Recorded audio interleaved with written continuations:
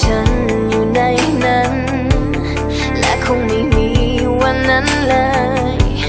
ฉันทำได้เพียงให้ความฝันปลอบใจในค่ำคืนแค่เฝ้ามองแค่ชื่นใจ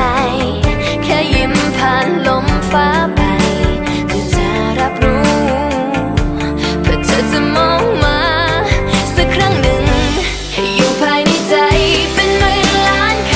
ำบอกให้เธอฟังไม่ได้สักคำเปล่งได้แค่เสียงเบาๆในยามลำพังว่าฉันรักเธอฉันรักเธออยากให้ได้ยินข้างในหัวใจแต่มันคงเบาไปไม่ถึงเธอเป็นคำว่ารักคงปลิวไปตามแรงลมก่อนถึงใจเธอแล้วก็คงสลายไป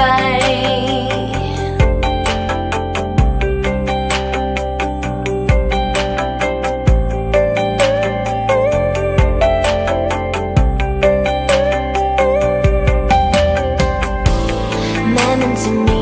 อยู่บางครั้งที่เราเผอิญได้ใกล้กันสายตาจากเธอ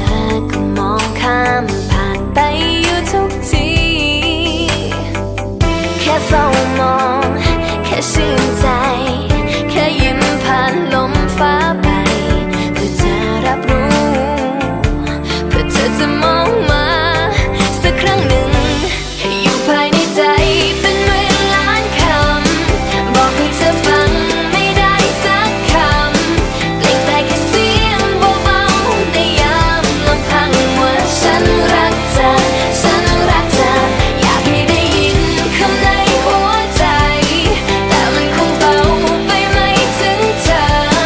เป็นคำว่ารักคงปลิวไปตามแรงลมก่อนถึงใจเธอแล้วก็คงสลายไป